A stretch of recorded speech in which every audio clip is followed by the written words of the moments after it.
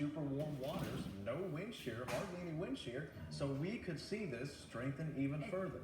It's like what somebody said earlier, the only thing predictable about these storms is how unpredictable they are. I mean, there are certain things you cannot forecast to say that for sure this is what's going to happen. Right, and then after that, wobbling up I-95 and just being a menace the next couple of days. So hey guys, historic, this is, you know, friends, this yeah. is, we haven't seen this. Continuing coverage on Hurricane Matthew continues right now. Weather Nation's coverage.